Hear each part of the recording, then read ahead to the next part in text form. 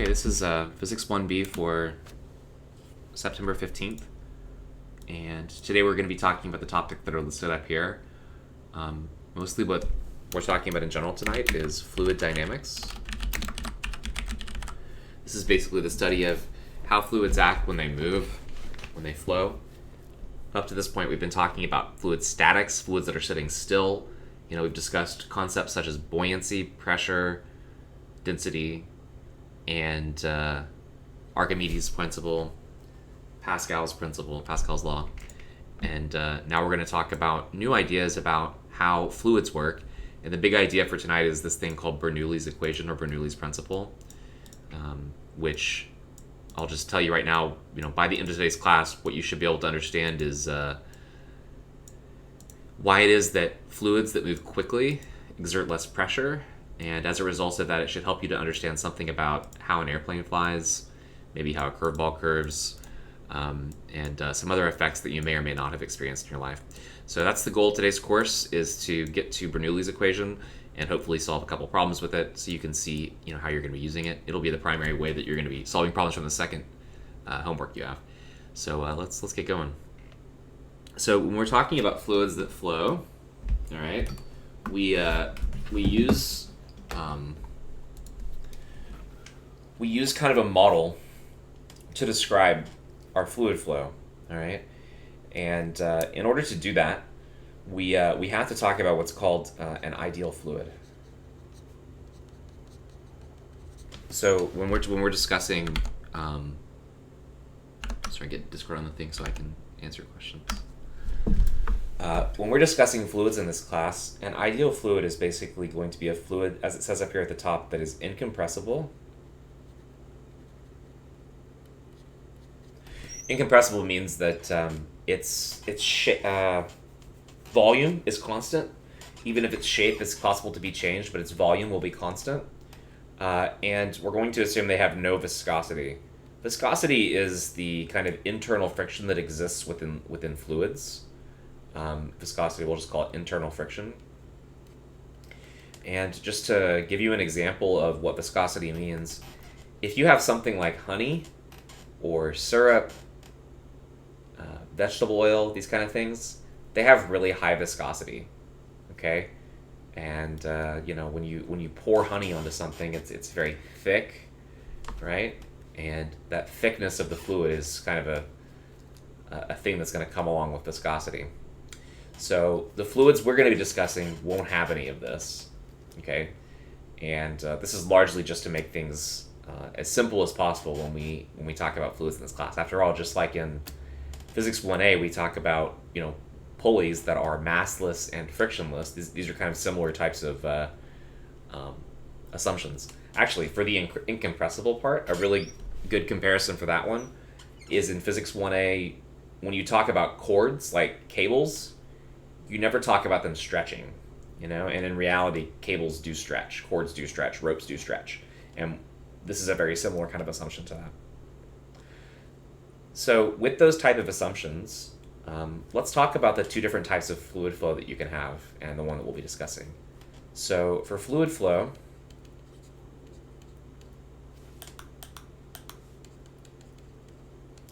there's kind of two different types of flow that we're going to talk about.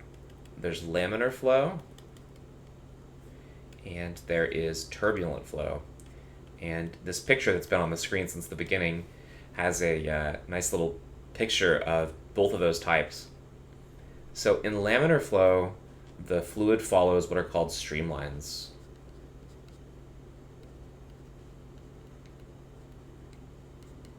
And effectively, it kind of just flows in a straight line, effectively. Although, of course, fluid flow can be bent in the shape of a pipe or something like that. But in laminar flow, the fluid's just going to follow streamlines. In turbulent flow, the fluid is chaotic. The fluid motion is chaotic. And it's unpredictable. And we'll say hard to predict. So in this picture right here, what this is it's a match that's been extinguished. And now the match is like, letting off smoke. Smoke is a fluid. And down here you can see that the fluid is kind of following nice straight lines.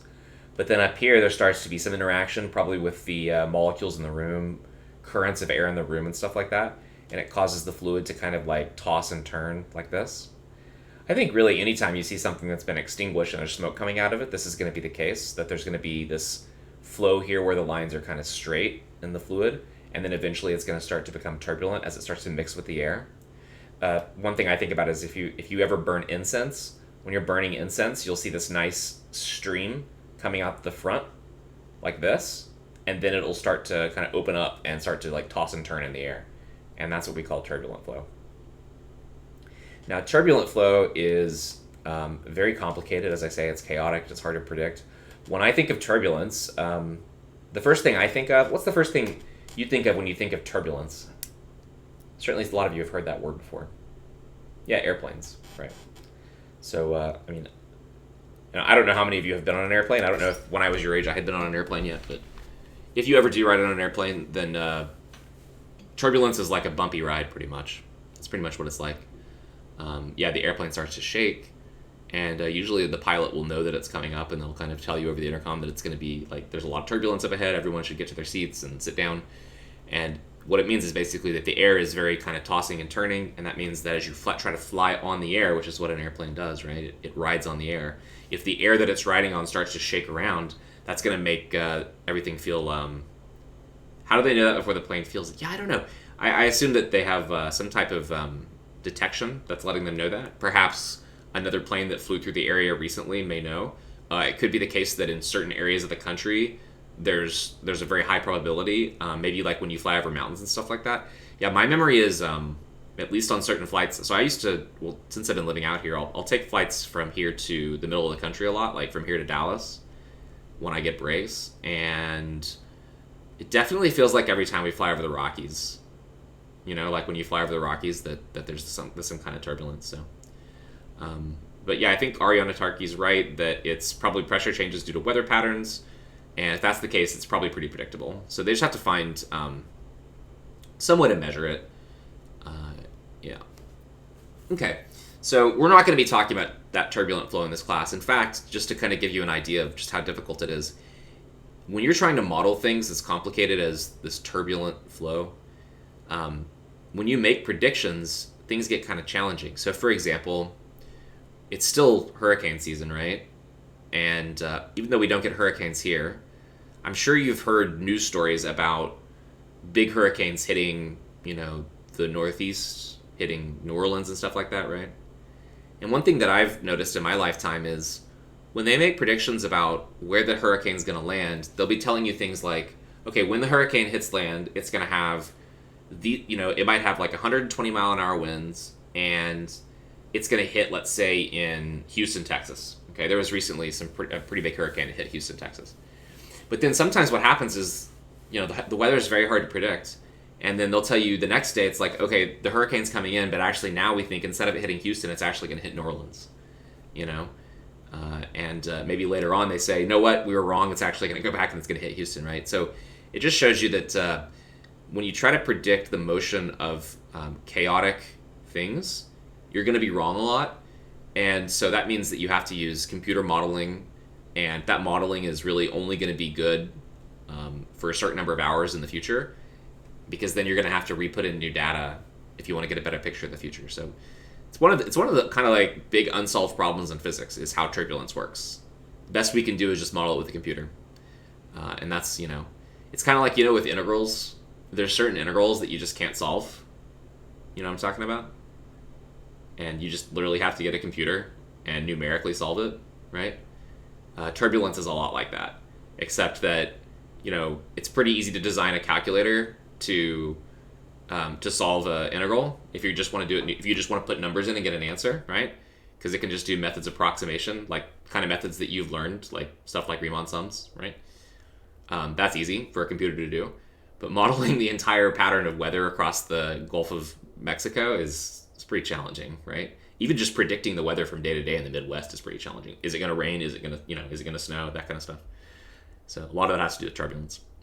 Okay, so let's talk about laminar flow. So laminar flow follows streamlines, and the way that I think about it is like this. So if I take, let's say that I draw a little tube on here. So let's say I have a tube like this.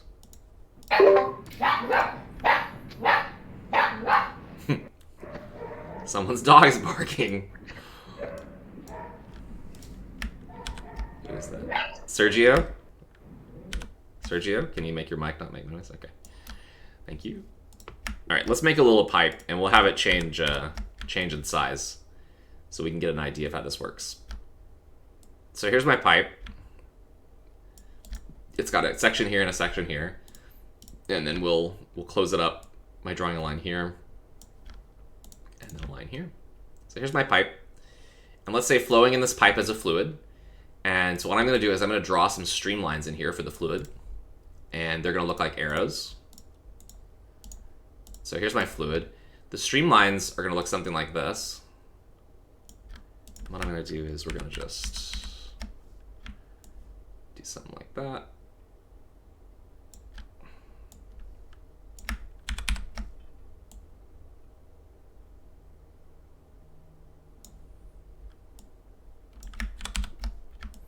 Okay, so here's my fluid lines. That's probably too many, so we'll just overlap one of these.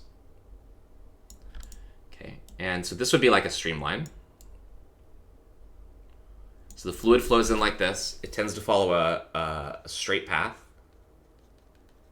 This is the laminar flow, by the way, that we're talking about.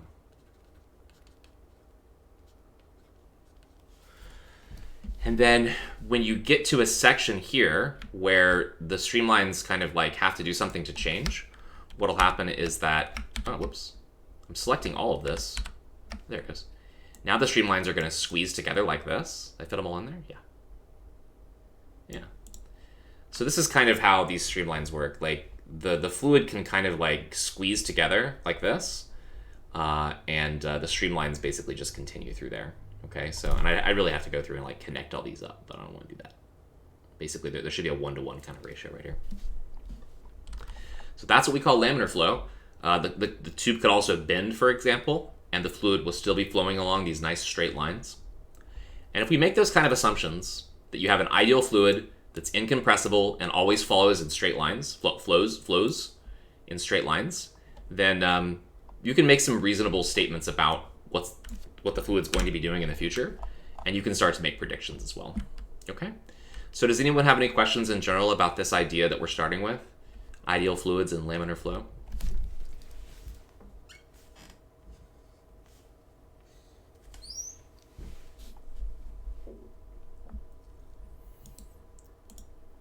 Okay.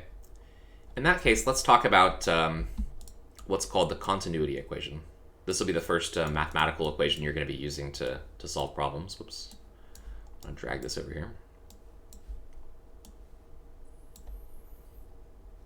Maybe this is one of those times when I should try to draw the drawing, and then after I've finished drawing it, I'll show you their drawing. I think that's probably a good idea, because last time I showed this with my other class, I think they were a little bit confused by the drawing. So let's do that. So we're talking about the continuity equation.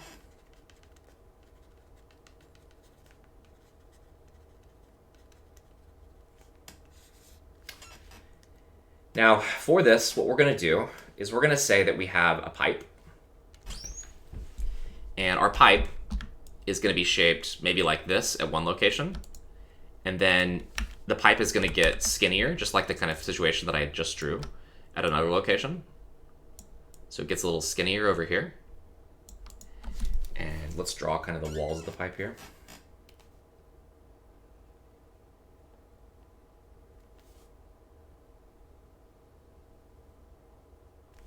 And just kind of fit that in between.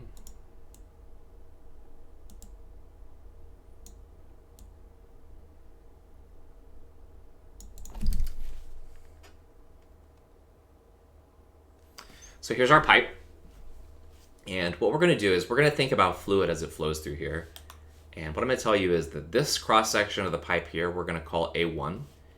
And the cross-section of the pipe over here, we're going to call A2. All right. On this side, what we're going to do is we're going to take a really thin cross-section of our fluid. Okay, so there's basically fluid that's flowing through this pipe, right? Like water, let's say, or something like that. And what we're going to do is we're just going to look at a small section of it. Okay, so we're going to cut out a piece of the fluid, right? And we're going to imagine that we can track that piece of fluid and think about what that packet of fluid right there, we'll call it like a packet of fluid. Oops. Packet of fluid. And we're going to follow it as it goes from here over to this area over here. Okay? Now, as this fluid flows, right, when it gets to this point right here, we're going to try to say that it's going to have the same volume. Okay? So I'm going to say that the volume of this is equal to dV. Well, that's nice. We don't want to be doing E to shape. dV is the volume of that packet of fluid that we have, right? Now, if I take that same volume and I try to squeeze it into this area right here, if the fluid was compressible, its thickness might not change. But because we're dealing with fluids that are incompressible, once I take that packet of fluid and I get over here, in order to occupy the same volume, it's going to have to be quite a bit wider. Would you all agree?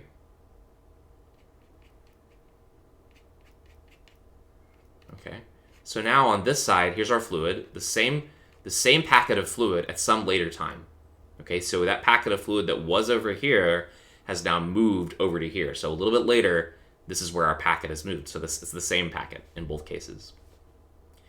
So that means that it's going to have the same volume, right? So the volume of this one will also be dV. Now I've got an area for my end cap right here, right? So what I'm going to do is I'm going to say that, let's say that at this point over here, that my fluid has a velocity, and I call that velocity V1.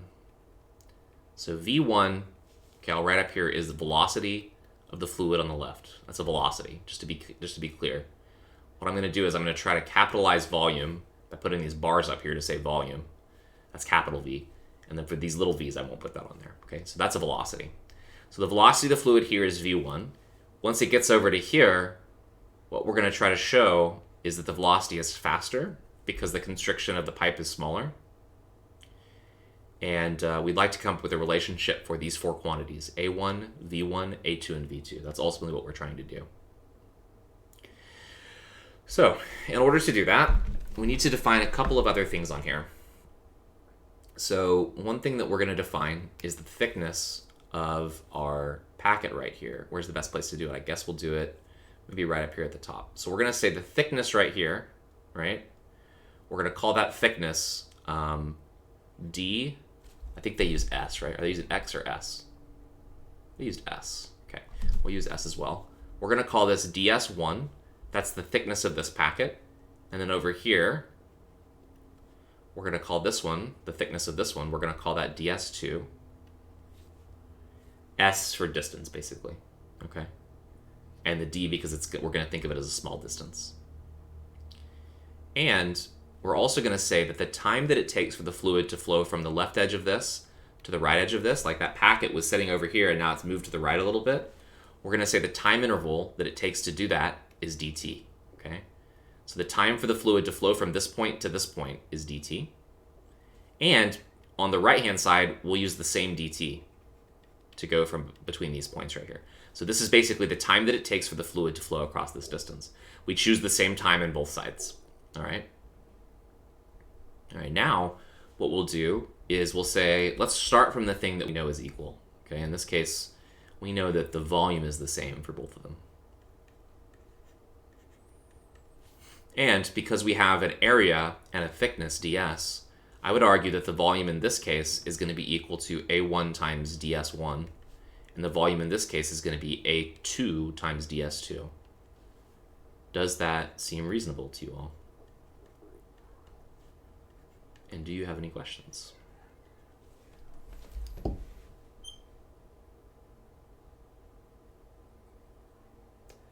So the next thing we do is we say, well, there's a relationship between velocity, time, and distance. That's one of the first things that you learn about physics, which is basically distance equals rate times time, right?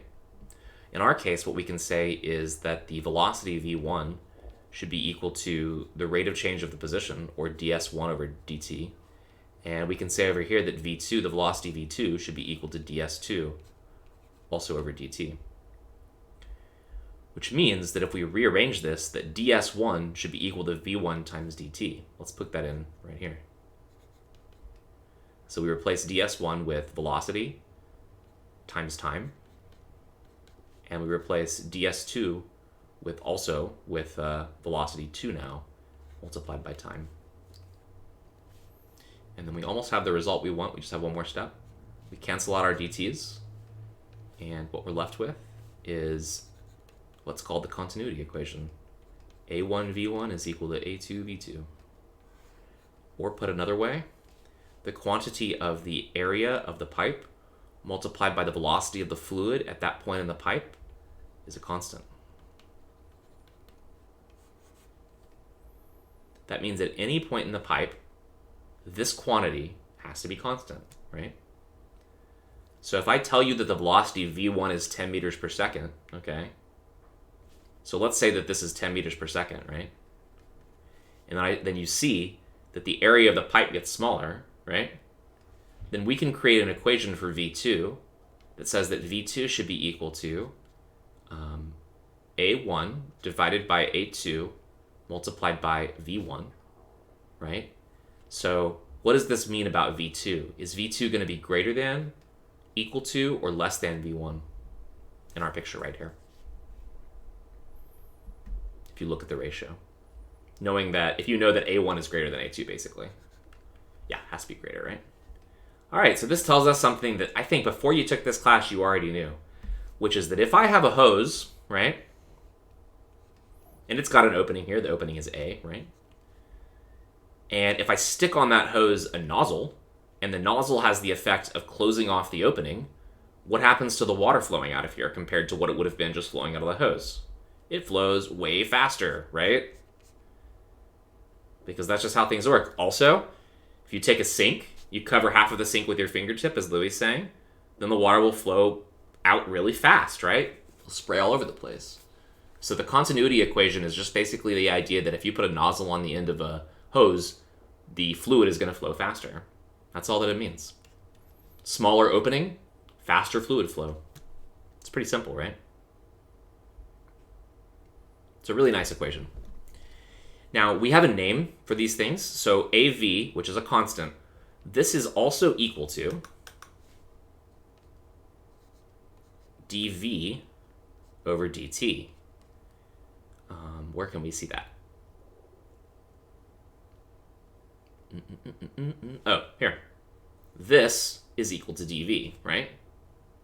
Which means A1V1 is dV over dt. So we call this the volume flow rate. Oh, this is getting blocked, isn't it? Sorry. This is our example here. I haven't talked about it yet, but okay. We call this the volume flow rate.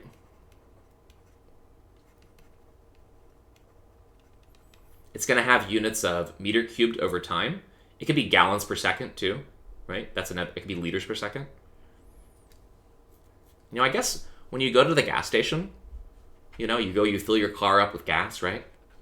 There's a certain rate at which that gas flows out, right?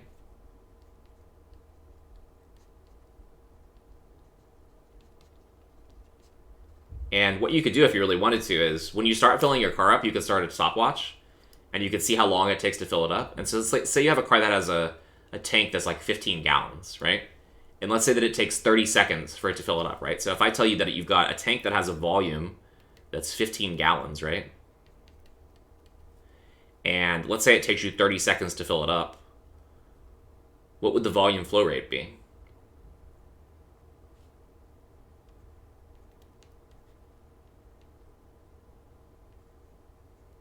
You would just take volume over time, right? So you take 15 over 30, right? And you would get, whatever, half a gallon a second, right? Yeah, half a gallon per second. That's right, Andrew. Or what would that be? 30 gallons a minute, right? However you want to say it. It's the same thing as 0.5 gallons per second. So that's an example of volume flow rate. Okay, and you'll definitely have problems that are like that, where it'll say like you've got a bucket and it tells you that you pour 10 gallons of fluid into it, or 10 meters cubed of fluid into it, and it takes you like, whatever, 10 minutes to do so. And you can use those numbers to calculate a volume flow rate.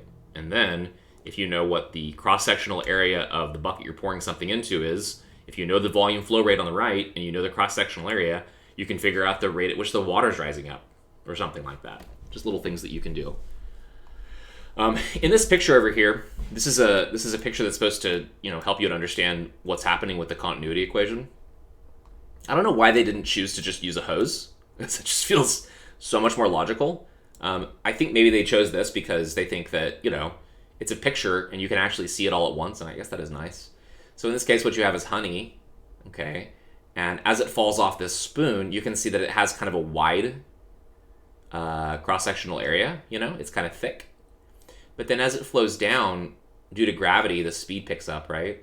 And you can see very clearly that the stream gets a lot skinnier here. It gets a lot skinnier. In fact, what I'm thinking about actually that's really comparable to this, I believe, is if you've ever used a pitcher to, like, let's say you get a pitcher of like iced tea or something like that, right? When you pour a pitcher of iced tea over, right, at the top of the pitcher, the way that it flows out, it's kind of like very wide, right? But then as you pour it into your glass, if you raise it really high up, right, it'll suddenly kind of like, squeeze down to a very, well, it'll be just like this, right? It'll start off at the top and it'll be wide, and then it'll kind of get skinnier as it falls down. That's due to the continuity equation. Incense actually does this as well, kind of in reverse. When you burn incense, I don't know, is that something you all do? Do any of you burn incense? Any of you have families where they burn incense? Sometimes, okay. I really like incense. So incense, like, the way it works is you usually have like this little thing that you can hold it on, and you have like a stick. And then when it burns, what happens with the fluid is the fluid will come off in this like really nice straight line to start off with like really skinny kind of nature to it. But then as it goes up in the air, and it slows down, the fluid kind of like starts to spread out like this, and then eventually it starts to kind of roll over on itself. And then you start to get like turbulence and stuff. But the point is that when it comes out right here, the smoke that's coming out is a fluid. It has this really skinny kind of nature to it, and then it spreads out. Those of you that have actually burned this stuff before, does that seem accurate to your experience? Okay. If you haven't seen this, I'll show you when we're in lab next time. Alrighty. So that's another example of the continuity equation. Now, there's a couple other things that we could talk about with this, because you're going to see, other than the volume flow rate, you're also going to see other questions. Like, it's also going to ask you things like, what is the mass flow rate? As we'll see in a problem we're going to do in a second. So let's define that. So for mass flow rate, how do I go from volume to mass in this class? What do we normally do if I want to convert from volume to mass? Density. You just multiply by density. So that's what we're going to do. If I take density of the fluid times the cross-sectional area, and I multiply by velocity, that should give me the mass flow. We'll just put dm dt. Right? That's mass flow rate. And I believe those are the three that I want to write down. One other equation that I'm going to give you, I don't remember if this is going to show up in your homework or not. If you have a compressible fluid,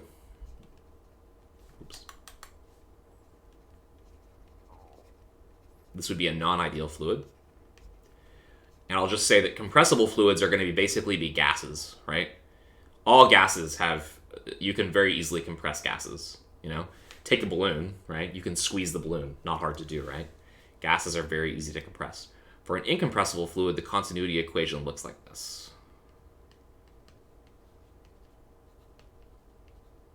And again, I don't know if this is going to show up in your homework or anything like that, but it doesn't hurt to kind of just like put it up here just so you understand. It's the same idea. It's just you have the density over here. And a compressible fluid, what would happen is that when you get to this region right here, the fluid actually may have lower density because you've squeezed it into a smaller area. Yeah. So there we go. You've got this equation, the continuity equation. We'll do an example of that. Remembering that A times V is a constant and it's equal to the volume flow rate. And then we're also going to be asked to calculate mass flow rate in this first problem that we do. Maybe I didn't even need to show you this picture. But I'll leave it here on the notes just in case. That's their picture right there. Now that we've talked about it, if you look at their picture, does it help to drive the point home for you? I actually think my picture's pretty good. It's not bad. I think theirs is really good, though. So I'll leave it on there for those of you who want. It's in the textbook, too. And you can find all sorts of pictures like this.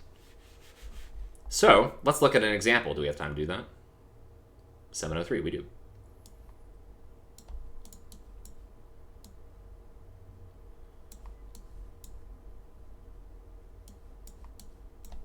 Okay.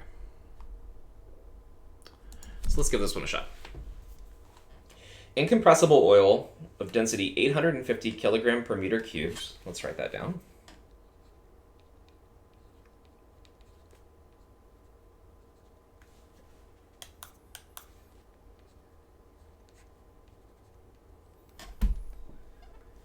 Is pumped through a cylindrical pipe at a rate of 9.5 liters per second. Okay, what am I going to write that down to be? What is the 9.5 liters per second? What is that? If I want to assign a variable to it. Yep, that's dV dt. That's going to be the volume flow rate.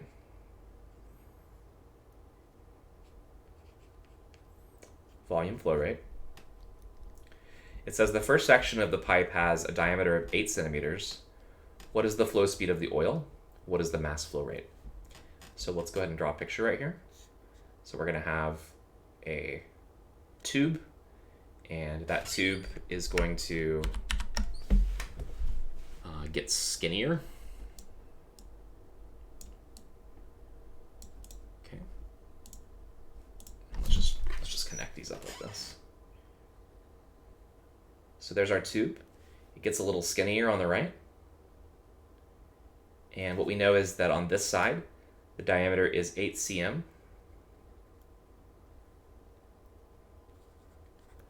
And on the right side, the diameter is 4, well, it'll eventually tell us the diameter is 4 centimeters over here.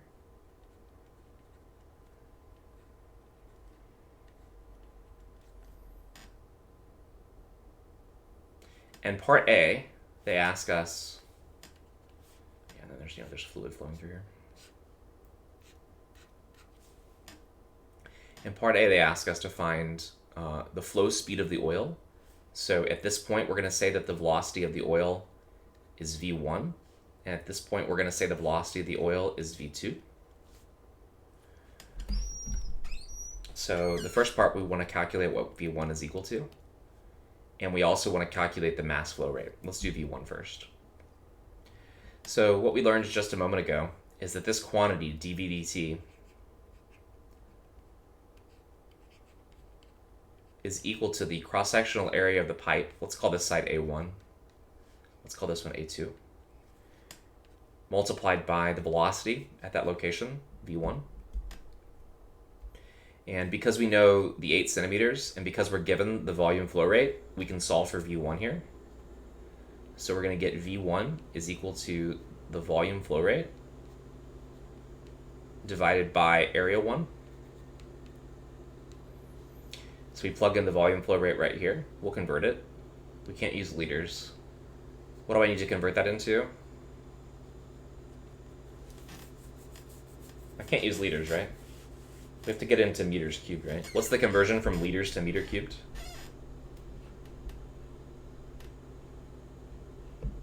I think that 1 meter cubed is equal to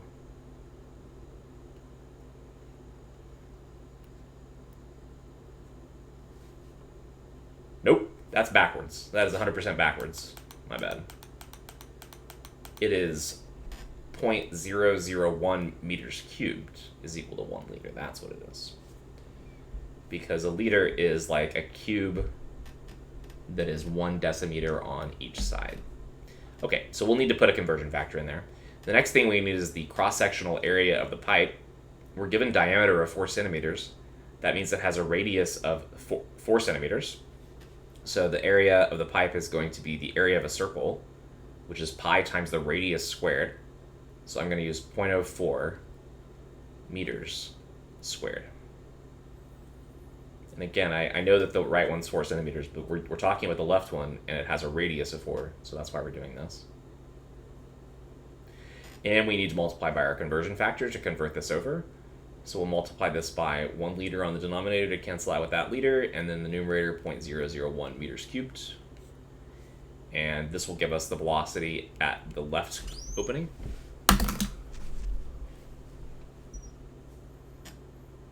Can you all calculate that and tell me what you get?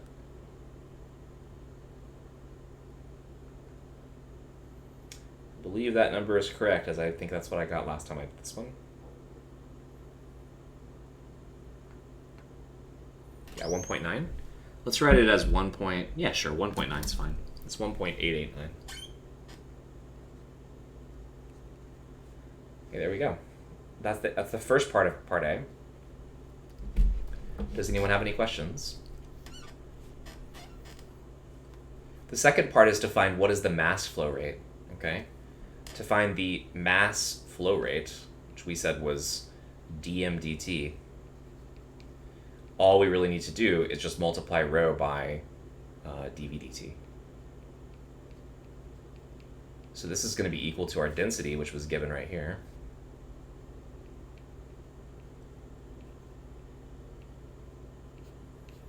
Times 9.5.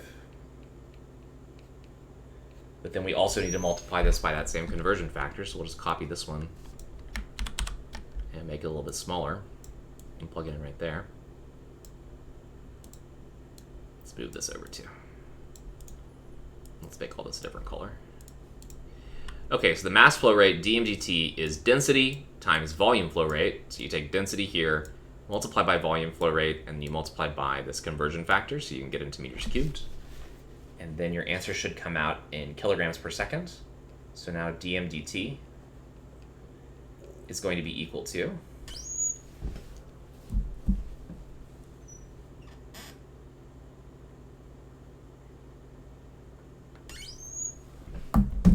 looks like about 8.075 or about 8.1 kilograms divided by seconds.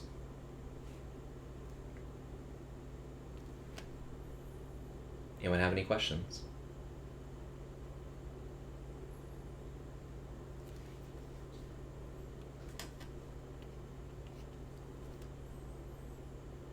Okay, if not, let's go on to part B. In part B, it says the second section of the pipe has a diameter of 4 centimeters, as we drew. We want to find the flow speed and the mass flow rate in that section. Well, let's do the mass flow rate first, because if the density of the fluid doesn't change and the volume flow rate is a constant, which it will be, then that means that the mass flow rate is exactly the same. So this is not going to change. Is this getting blocked? Let me know if this is getting blocked. I can't see on my screen. Now, in order to find the other velocity, this is where we're going to use the continuity equation. So a1 v1 has to be equal to a2 v2. And then we can rearrange that equation to solve for v2. So v2 then is going to be equal to a1 over a2 times v1. And now, again, we're finding flow speed now, v2. We just plug everything in. So a1 was pi times 0.04 meters squared. A2 is going to be pi times half of 0.04 will be 0.02. And then we multiply by v1, which we calculated to be 1.9.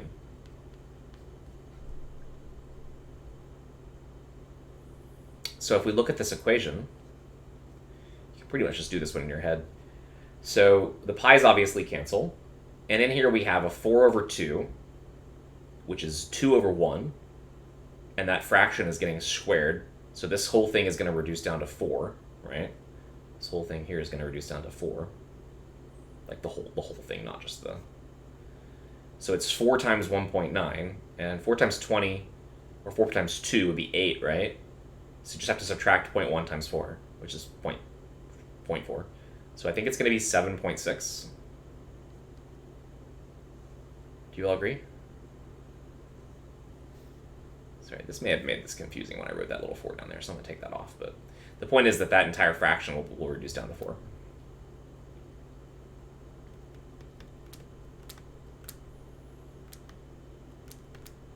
And this tells you basically that if the diameter of your tube cuts in half, the speed is going to go up by a factor of 4.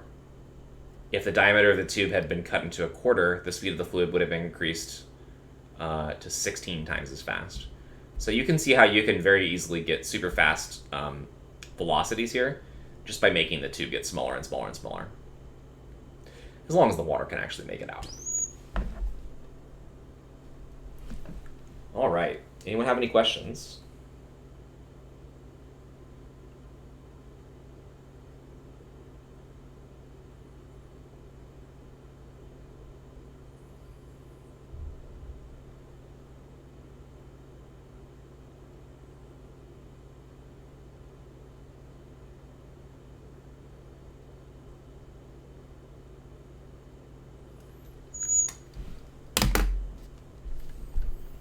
Okay, if not, we could start the next part, which is Bernoulli's equation, but I think we might as well just take a break right now since we're about to move on to a new topic. So I'll leave this up here.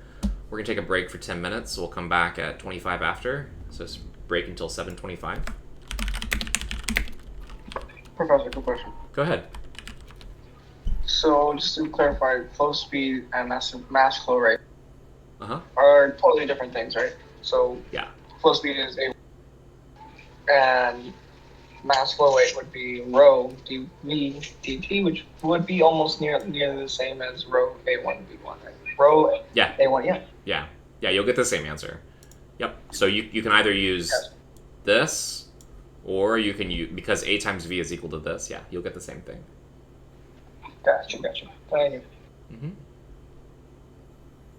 I was really worried there for a second that I didn't record this part, but I did. I'm going to stop the recording now.